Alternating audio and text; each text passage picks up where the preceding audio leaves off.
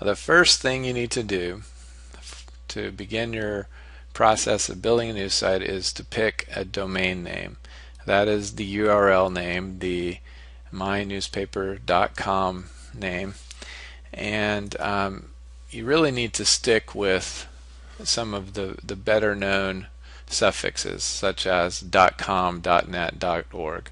There are a lot of other ones available, but the more esoteric you get with those suffix names, the more uh, shaky or less reputable the whole name might feel to people who are looking at articles that appear in Google News and wondering whether they should visit your site. So whereas you can choose other names and other ones have been successful, it's good to kind of stick with these names. Now, you also, even though you find a .com, you also need to look at the words in the name and decide whether they sound professional. You can be unique and creative and still be professional. So I'm not saying that you should automatically reject anything that kind of sounds a little creative. For example, there's a site called popherald.com. That's a Google News site, and they publish technology articles, and Pop Herald is somewhat creative, and the look of their site is actually kind of creative, and it's professional, but it's not completely out of the ordinary. For example, there's also a site I saw called, I believe it was called Crazy Love or something like that. And whereas you could possibly get it accepted into Google, if you have a site named Crazy Love and then you want to publish topics on politics or sports or technology or health or something like that, those topics may not sound right in conjunction with the publication name of Crazy Love. So I think you want to choose something that has a news flavor to it if you possibly can. Now there are two things here. One is you're choosing the domain name, which is something like nytimes.com. But when you apply to Google, you will also provide a publication name. And the publication name would be The New York Times or New York Times.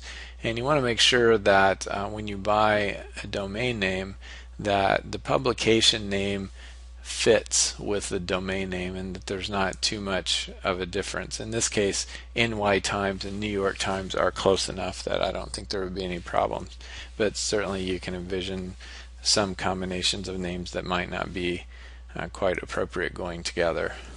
Also, when you apply to Google News, one of the first questions they ask is that you do not name your publication with a name that is similar to an existing one. So, for example, the Washington Post already exists in Google News as a news source, and you wouldn't want to name your publication the Washington Posts with an S on the end. It's too close, and Google would be suspicious if you did that. So whatever name that you choose, it's a good idea to type that name into Google News and search for it, and just make sure there aren't other publication names that are too similar. Now it can be a little bit close. Google understands that there's only so many names out there and that some of them might sound somewhat similar, but you just want to avoid stepping on one or doing anything that would make Google News a little suspicious of you or likely to not approve you just because of something silly like the name. Another piece of guidance here is that when obtaining a domain name, you can get a brand new one. You can register a new name as long as it doesn't exist anywhere in the universe. Or you can buy a domain that has some age, that already has been created and used by another owner. I have done both of these things. However, there's definitely value in names that or domains rather that have some age. One of the reasons is that usually Google doesn't accept a site that appears brand new. So if you created a brand new domain this week, you could never expect to submit it to Google in 2 or 3 weeks and have them accept it, because as I said earlier, they're looking for a news organization, and usually organizations have taken some time to put together, and they wouldn't expect to have a 3-week old domain name. So the times that I have bought a brand new domain, it's usually sat around in my account for a while, and I've added articles to it over time, so that when I was ready to submit it some months later, like in my case, I did this once with one that was about 9 months old. It did have some age, and it wasn't a problem for Google, and they actually accepted it. But typically what I do is I buy aged names, and the next section of this video is going to show you a little bit about how I do that. So here we are at GoDaddy.com. GoDaddy is the premier location for buying and selling domains. They buy and sell more domain names on the internet than any other company, by far, I believe. And so often when I want to buy a domain name that has some age, I go to this auctions.godaddy.com, and I'm logged in here. So you can get an auctions account, I think for $5. I can't recall. And what you're presented with on auctions.godaddy.com is simply a search box. What I'm going to do, though, before I type something into the search box, is do an advanced search, and I'll show you some of the things. We might look for a word like news in our site. We also can limit the price. I would put like $30 there. I've never had to buy a domain name that cost me more than $25 at the most, and most of them are $8 or $10 or something like that. By definition, the domains that are on auction here have some age, so we won't bother with the age.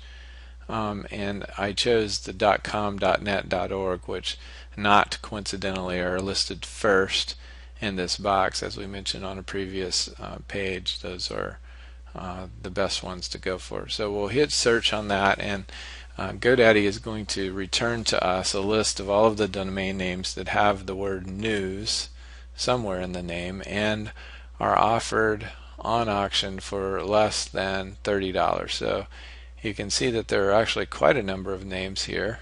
Few of them have this .com, and we chose only .com, .org, and .net, so we would expect to only see those. So you can just go down the list and look at potential names that might be good for a news site. Now, something like US News Day certainly sounds like it has possibilities. It's only $5, and the auction concludes in only 18 hours. So you could pick up this domain name and have it ready to use in about a day or so.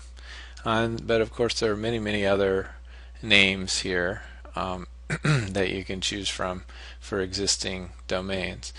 Now, I had typed in the word news. Obviously, you could type all kinds of things. You could type Gazette, Times, Herald, any kind of news-oriented name that you can think of, and other names that might not be news-sounding at all, but could be acceptable for a news site.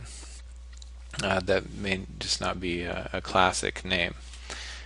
So this is a really good source for aged domains. Now, one thing that you want to check for before you buy the domain is try to do a historical search if you can. There's something called the Wayback Machine, for example, that captures some content from a URL, a domain name from the past, and you can type your domain name into the Wayback Machine, and it will show you what the content was on that site in the past.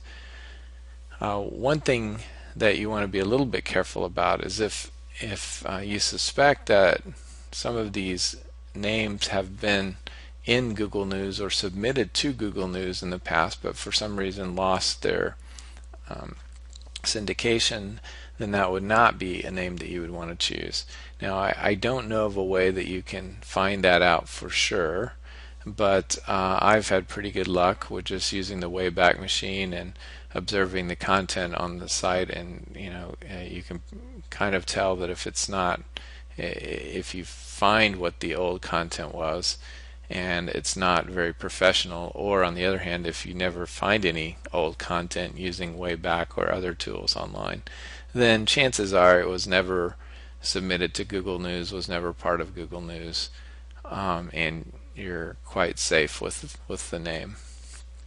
Now, if you want to choose a brand new name, then you have many other choices. I actually like using something called instant domain search, and we'll go right there right now.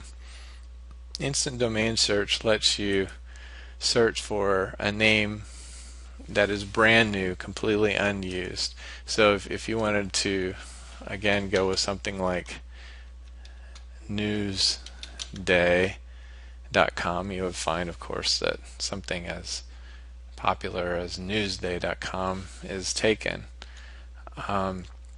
But if in this, I'm not recommending as a name, but you say if you're choosing something like Newsday Now, you find out that that's available, and then you're given a few different choices here for registrars that you can buy this name from. GoDaddy is showing at $7.99. Namecheap is $10.69. Many names are purchased and sold at GoDaddy. However, I actually use Namecheap whenever I can, because the renewal fees for Namecheap and the privacy subscription for Namecheap are way less expensive than the other providers. Some of the other providers, for example, Register.com, offer a very low initial price, but in order to renew the domain name the second year, they charge you, I don't recall exactly, but it's a lot of money, like $49.